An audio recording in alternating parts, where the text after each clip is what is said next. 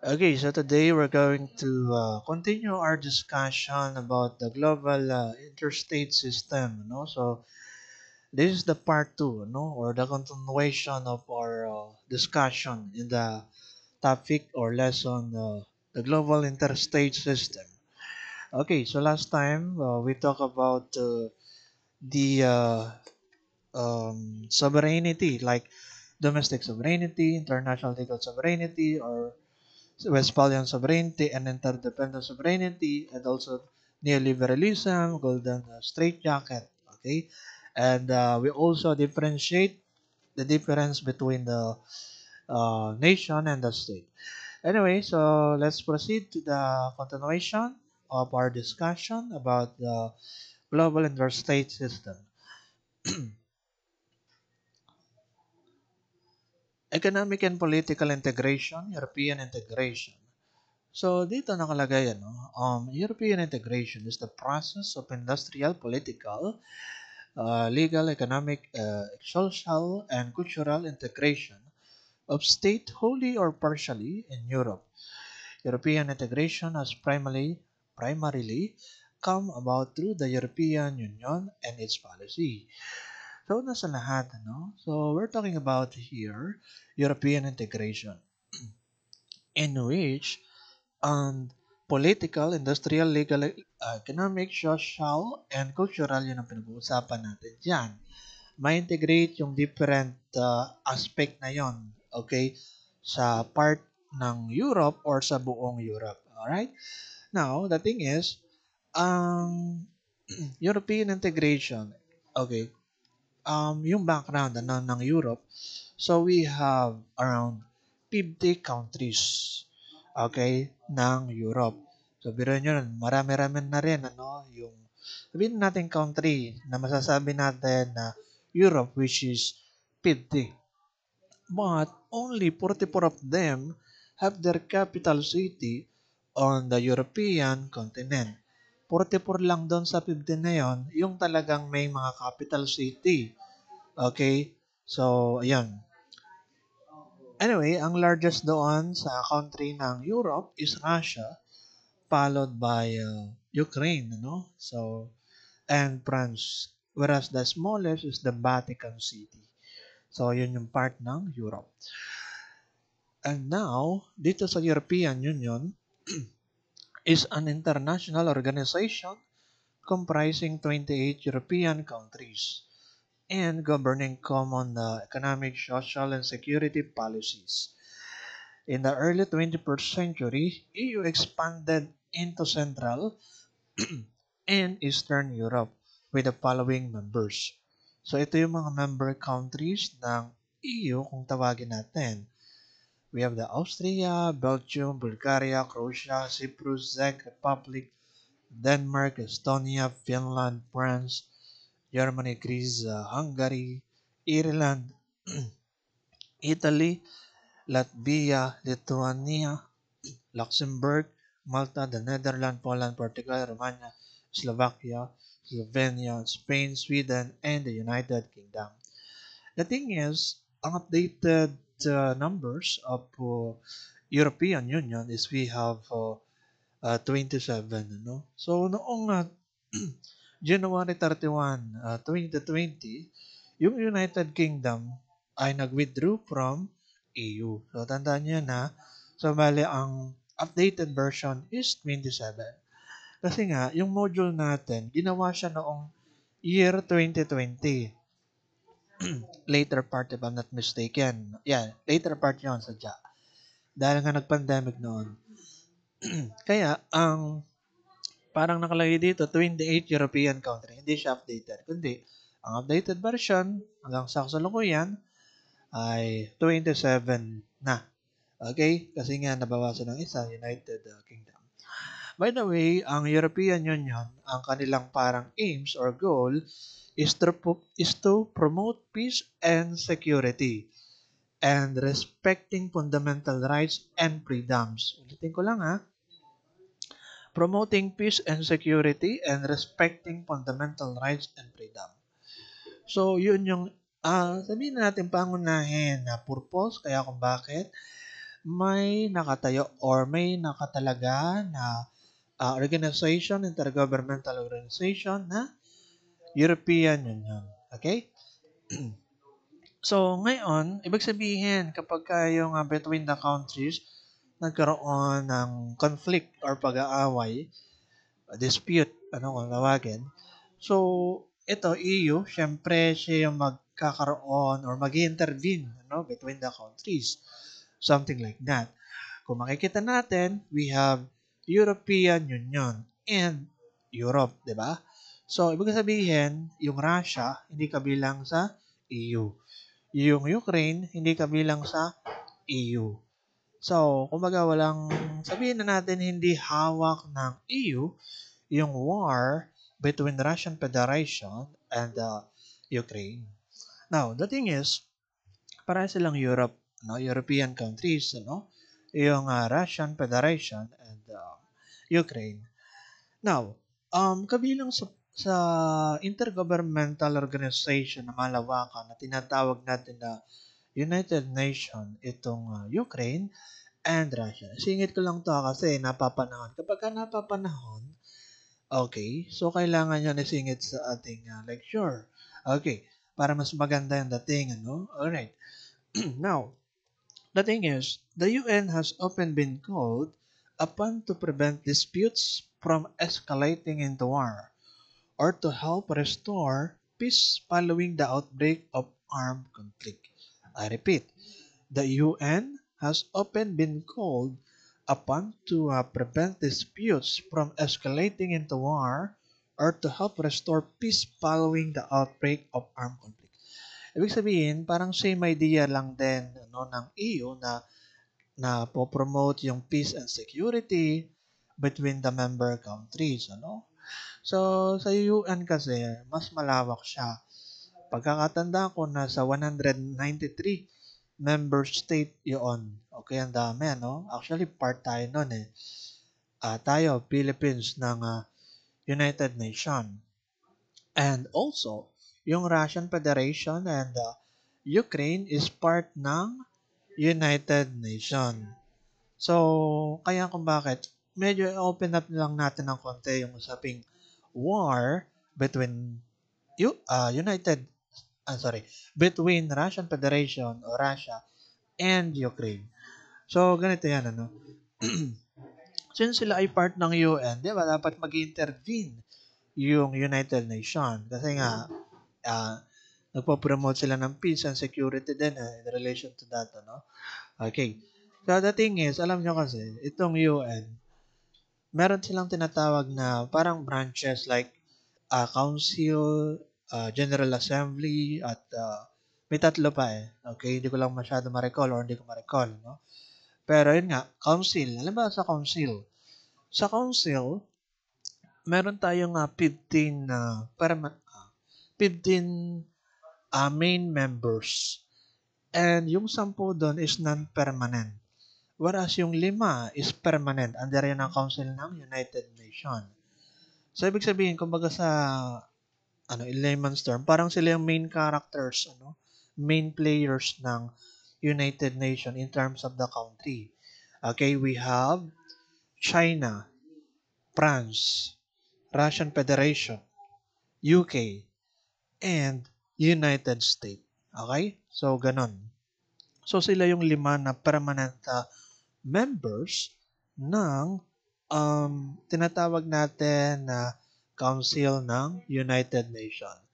Ibig sabihin talagang sila yung sabi natin malakas yung control sa pagde-decide sa United Nations. Kaya kung bakit isa na rin yung sa dahilan yung Russia hindi sila mapatigil Okay, bagaman siyempre meron pang iba na pwede mag-intervene like US. 'Di ba? Kamakailan lamang ay nagkaroon ng pag-uusap yung US President kay Zelensky na Ukraine President, Okay, pero hindi naging maganda yung takbo ng pag-uusap nila, So, anong nangyari kasi is hindi tutulungan ng US ang Ukraine. Hindi bibigyan ng aid like military support and iba pang mga bagay, So, hindi bibigyan ng parang aid yung Ukraine. Yun ang ating pagkakaalam, ano? So, dahil na rin dun sa pag-uusap na hindi maganda yung naging takbo, no?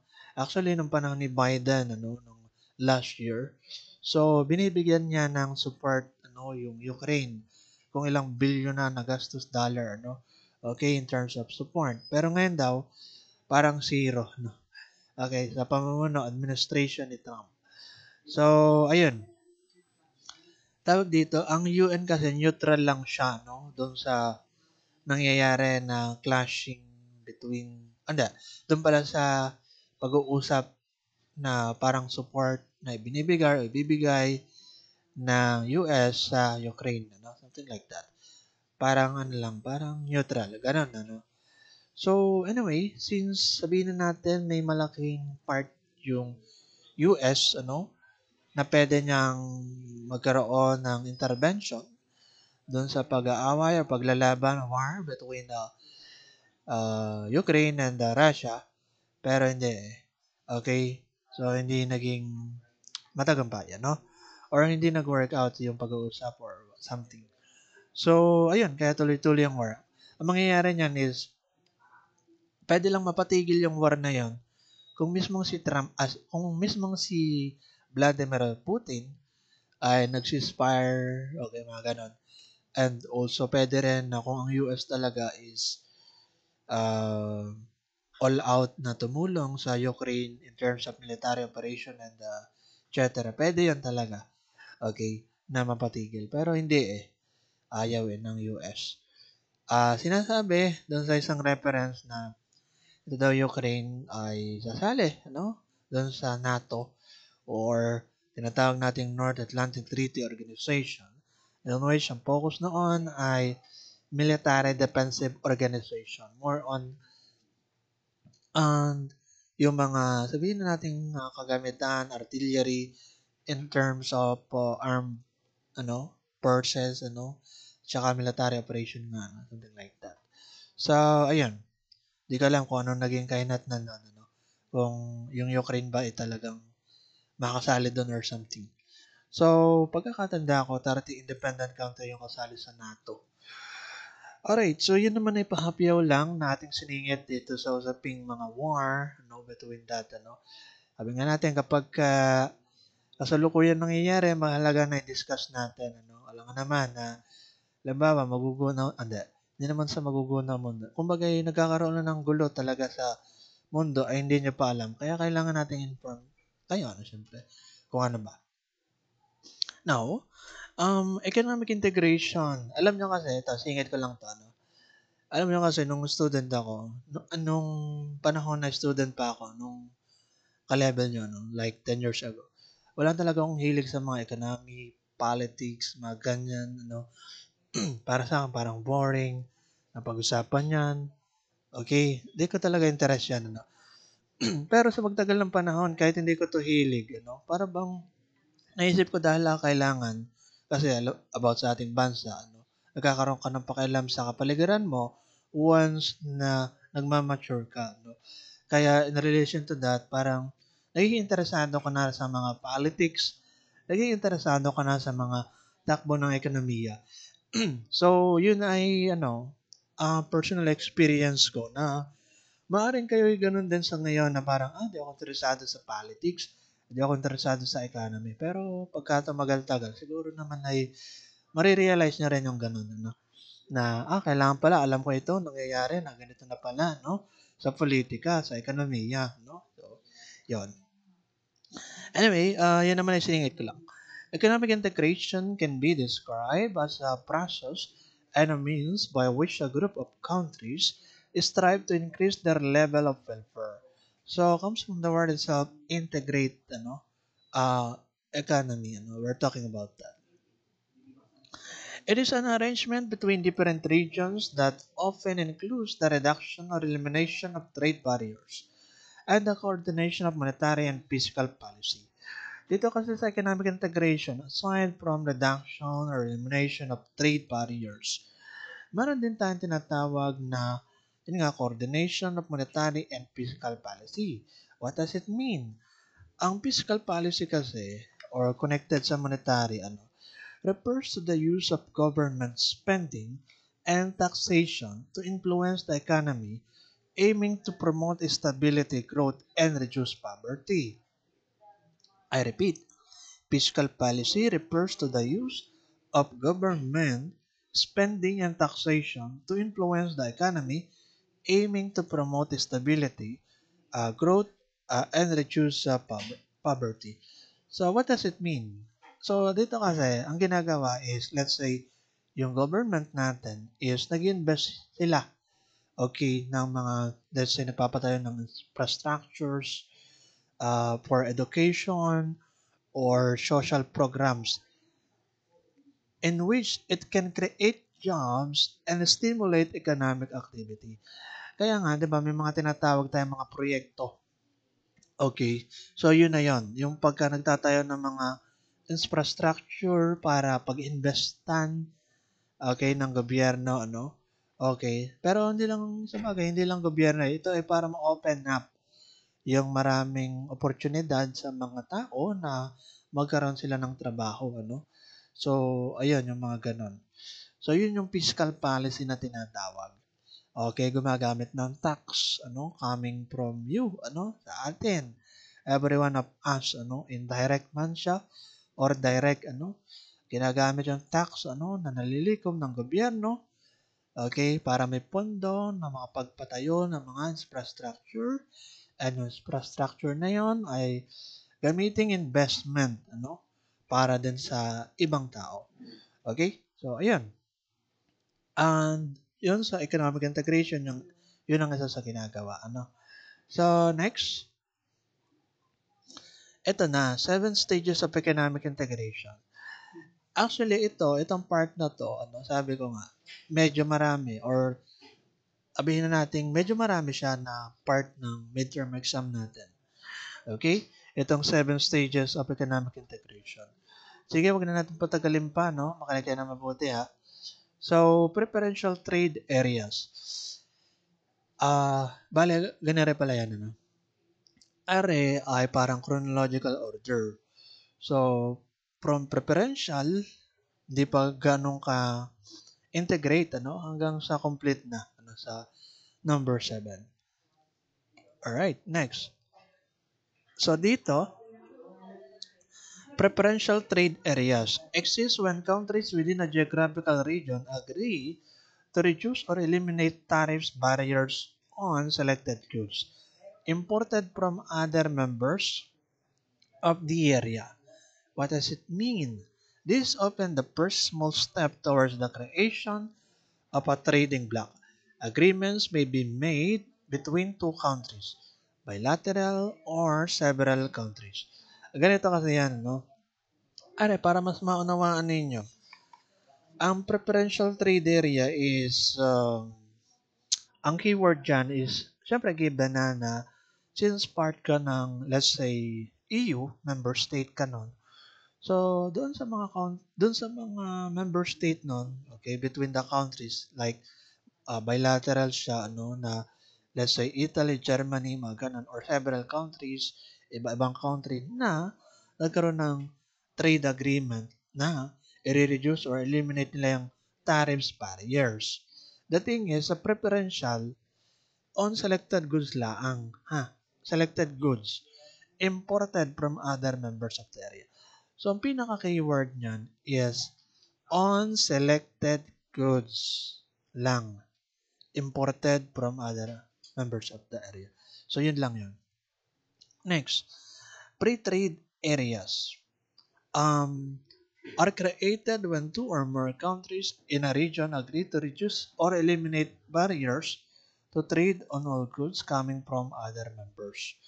So, nakalagay dito, parang keyword dito is given na i-reduce or eliminate yung barriers. The thing is, to trade on all goods. Lahat na ng goods daw, from other members. Ngayon, ang focus nito is yung may tinatawag tayong NAFTA or pinaka-example nito is NAFTA. Pagka tinanong so ano yung pinaka-example ng free trade? NAFTA, isasagot natin. Kasi dito sa NAFTA, nakalagay dyan, a free trade area and includes the USA, Canada, and Mexico. Okay? So, created a free trade zone for Mexico, Canada, and US is the most important feature in the US-Mexico bilateral commercial relationship. So, kung na-open up because of this NAFTA, let's say, yung US at saka Mexico na bilateral agreement or trade agreement, so, na lahat ng goods coming sa pagitan nila, ay eliminated or reduced yung trade barriers. So, ganun kapag tinawag natin free trade area. Lahat, okay, ng goods ha, binabanggit yan. So, yun. Now, we have here customs union. Involves the removal of tariffs barriers between members together with the acceptance of a common unified external tariffs against non-members. So what does it mean? Okay. So dito kasi sa custom unions, ang binabanggit natin is, let's say, yung word na customs. Diba kapag sinabi natin customs, it relates to the idea of yung Bureau of Customs, like government agency, na all goods are subject to customs duties upon importation to the Philippines. Okay, sa dictionary, the place at a port, airport, or border. Ibig sabihin, where travelers' bags are examined for illegal or taxable goods. Kapag lumapag ka sa bansa, kahit naman bansa yan, imagine mo na lang, halimbawa, galing mo kang Canada, and then, bumalik ka sa Pilipinas. Siyempre, pagbalik mo sa Pilipinas, i-check yung mga gamit mo. Hindi naman pwede na basta ka na lang lumapag sa Pilipinas na hindi chine-check kung ano yung gamit na dala-dala mo. So, custom ang mag-check niyan, kung magpapataw ba ng mga tax or even meron ka bang illegal na dalang kung ano man na coming from other country or something. So, yan, customs yung merong or reliable about yan. Now, the thing is, yun nga, responsible for ensuring that products entering the territory of a given country pay all applicable duties and taxes upon clearance. Okay?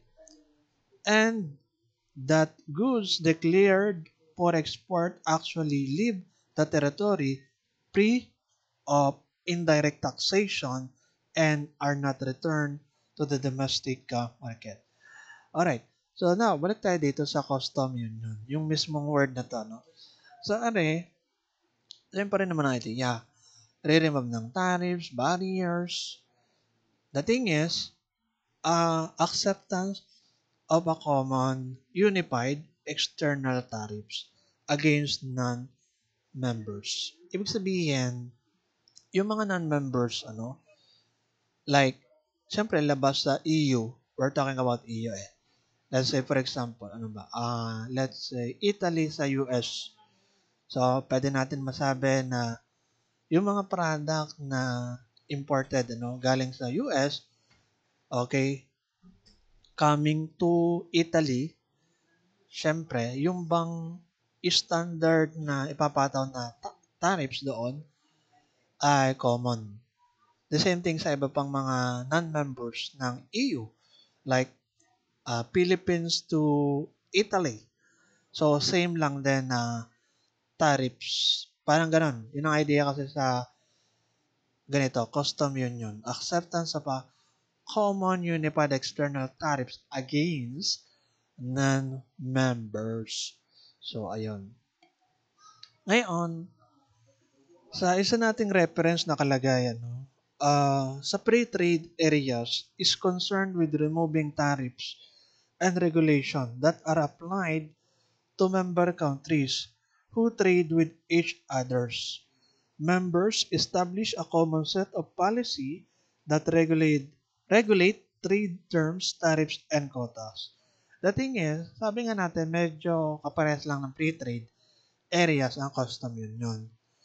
The main difference between an FTA or free trade areas and a custom unions is that more compliance or bureaucracy is involved under an FTA transaction.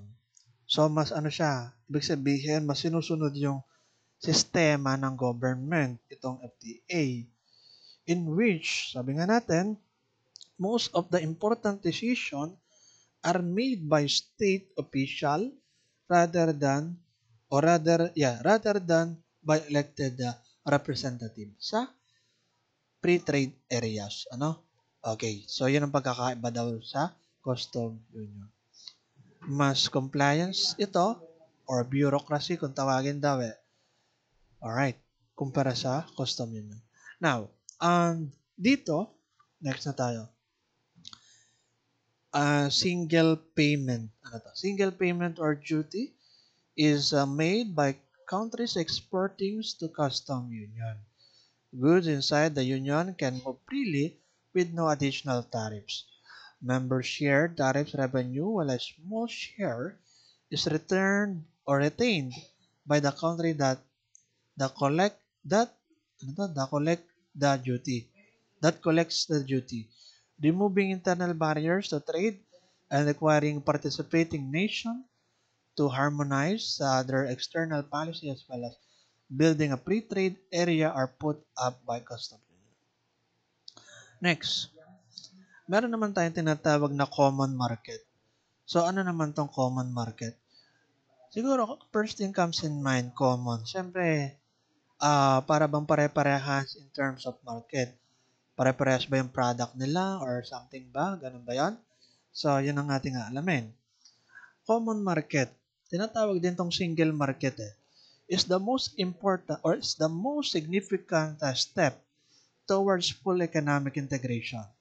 In the case of Europe, the single market is officially referred to the internal market.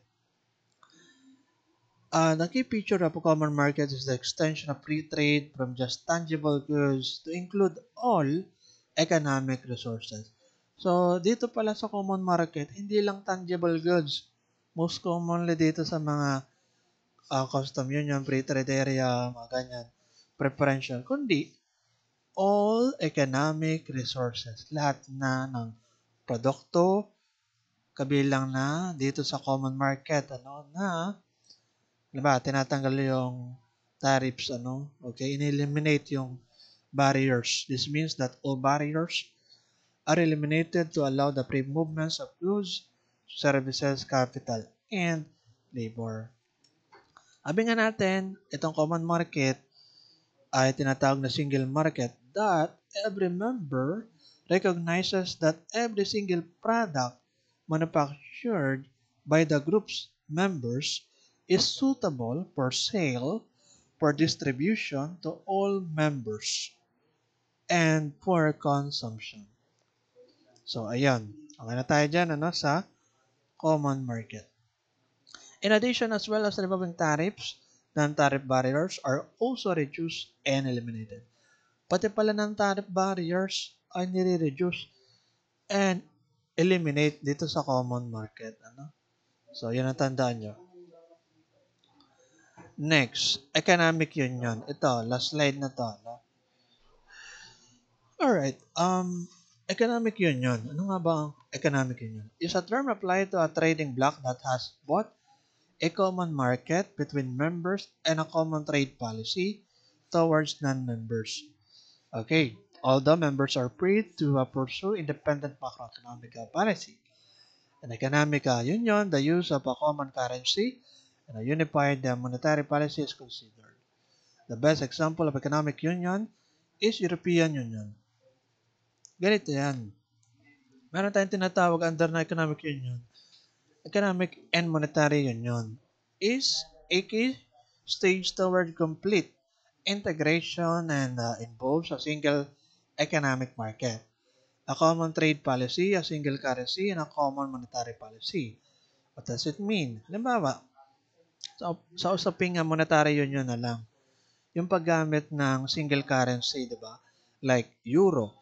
So sa buong European Union, required sila na euro lang ang dapat gamitin na currency natin, parang ganun. Kasi nga, maaari sa part ng buong Europe ay may ibang currency na ginagamit, ano? So, something like that. Whereas sa European Union ay talaga na euro lang. Parang ganoon. Single currency in common market or common monetary policy. Yan sa economic and monetary union.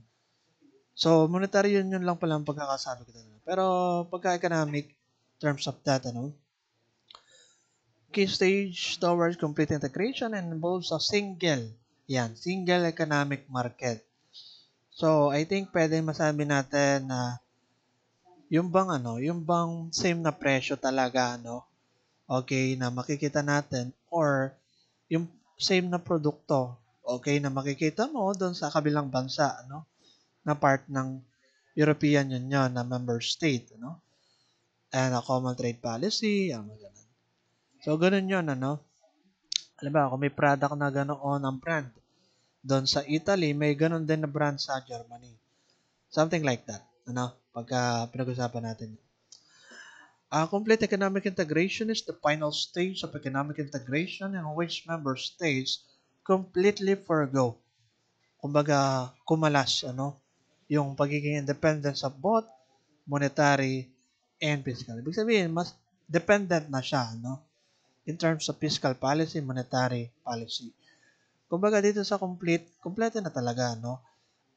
Involves a single economic market, a common trade policy, a single currency, a common monetary policy, together with a single fiscal policy, including common tax and benefits rates, or the complete harmonization of all policy rates and economic trade rules. So, ayan, kompleto na talaga. Political integration is mainly based on welfare increasing effects of integrated policy making. According to the economics of European integration, it brings economics benefits by leading the recovery of effectiveness in policy making. So, arin na yung parang summary, ano? Pre-trade, parang una ay preferential, pero hindi nakalagay dito. Ano? Hindi siya ganun ka-integrated, ano? Pre-trade. Reduction of tariffs between members, yan yung mga NAFTA, like bilateral trade agreement ng USA sa Mexico, di ba? NAFTA. Custom Union, Common External Tariff, na-explain na natin ng kanina, kapag hindi member state, so may common na tariffs na pinapataw, di ba? Yun yung parang standard. Common market, free movement of capital services, different national regulation, economic union, no barriers for internal trade, free movement of labor, harmonized tax rates, common monetary and fiscal policy. EU daw is partial pa lang dito sa economic union yung nasabi eh. So, kung titingnan pala natin, partial lang pala yan, ano, yung European Union. Ibig sabihin, siguro, pagka, sabi nga natin, 27 member state yun eh, or countries. Siguro pagka bilateral, hindi siya partial, ano. Talagang ano siya, ma-apply sa economic union. No? Halimbawa lang to Italy, Germany lang, ano. So, pwede nating masabi talaga na meron silang complete integration or complete economic integration. Parang ganun. Hindi pala yung applicable sa lahat yung complete economic integration. Hindi applicable sa lahat ng, let's say, EU. Kasi nakalagay dito partial eh. Okay. So, ayun. Anyway, common government, political union. Yan. Tapos, ari nga, ano, yung mga pagkakasunod-sunod sa pataas, increasing integration, independent economy, preferential trade area, free trade area, custom union, common market, monetary union, fiscal union, and political union. So, ayun, yun ang ating discussion sa last part ng, ano ba ito? The Global Interstate System, ano? Sa ating pagkakatanda, yun nga yung ating parang pinaka-topic, ano? So, the Global Interstate System. Alright? So, yun.